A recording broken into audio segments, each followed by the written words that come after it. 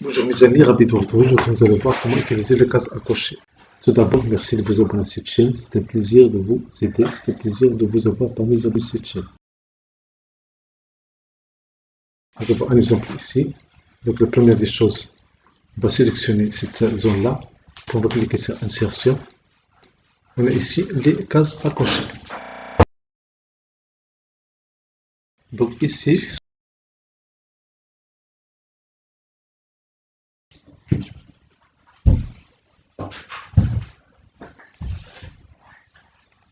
ici, on peut cocher immédiatement ici. Par exemple, si cet élève est présent, ou bien il a la moyenne, ou bien il a participé à des activités, peu importe, l'important c'est qu'on peut cliquer ici.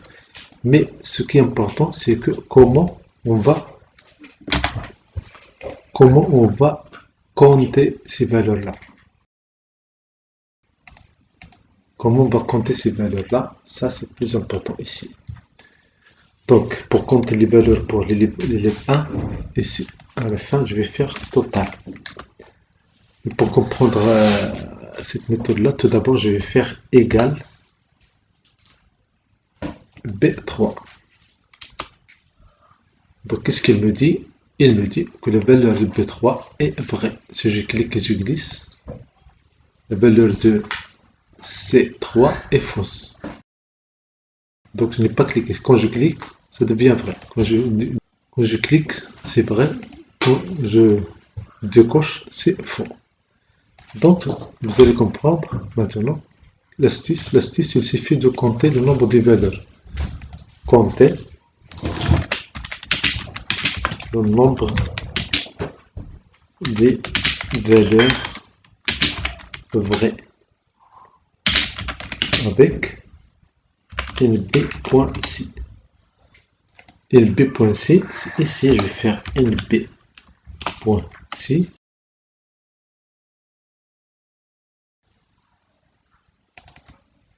Je fais double-clic et ici je dois donner la plage. La plage c'est 3 jusqu'à G3. Ça c'est la plage. Vous la voyez ici dans la zone formule. Point virgule. Tout ce qui n'est pas numérique, je dois le mettre entre guillemets. Si j'essaie vrai. Vrai. Si je ferme, ça ne marche pas. Donc la solution, c'est, je ne vais pas utiliser vrai, mais je vais utiliser la valeur anglaise, autrement dit true.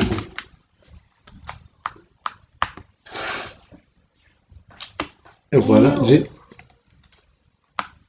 le résultat.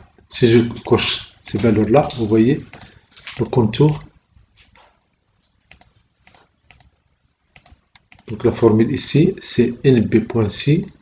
Je prends la plage, point virgule, true. Je fais copier-glisser. Je copie la formule en bas. La même chose ici dans le total de mois. Je vais faire égal nb.c. Puis je prends la plage de B3 jusqu'à B10, point virgule, et je vais faire trou entre guillemets. Et je ferme. Et voilà la valeur. Je glisse. Bien sûr, je copie et je glisse.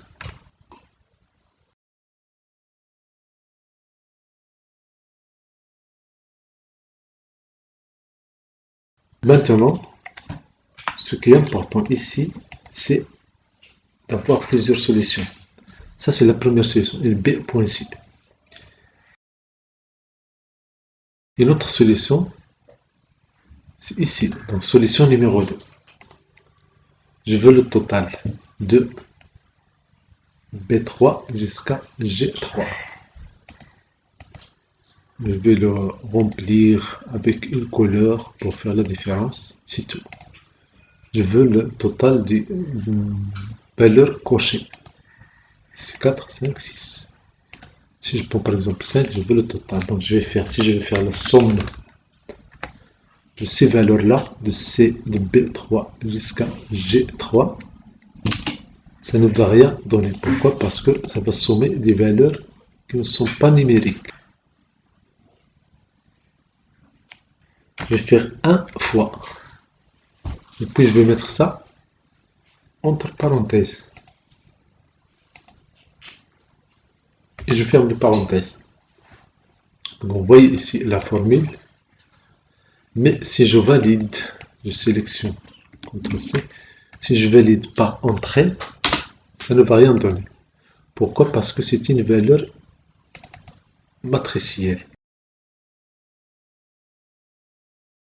Donc dans ce cas-là, ce que je vais faire, CTRL majuscule entre elles. Et je fais OK.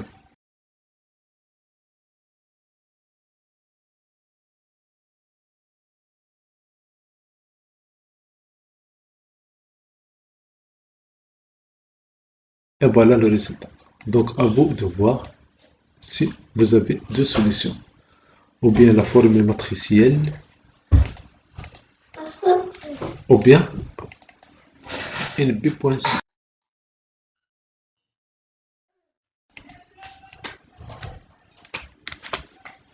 Maintenant, je veux le pourcentage. Pour faire le pourcentage, il suffit de cliquer sur la somme des valeurs cochées divisé par le nombre des valeurs.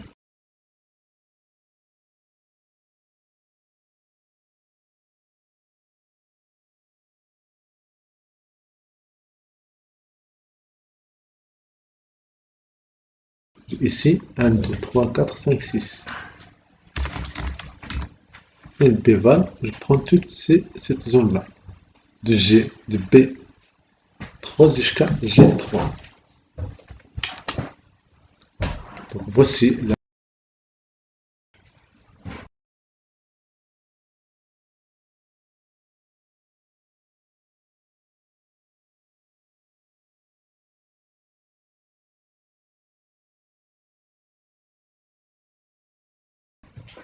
le pourcentage. Qu'est-ce que je vais faire ici? Je vais choisir le format de pourcentage. Il est ici. Donc si je coche tout ça, c'est 100%. Si j'ai ici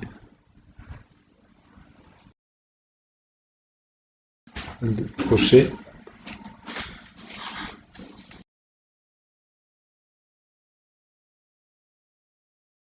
et vous voyez ici pour l'élève 4, on a 6 mois et 3 cochés. Donc 50%. Si vous avez aimé cette vidéo, merci de la partager. Merci de vous abonner à cette chaîne.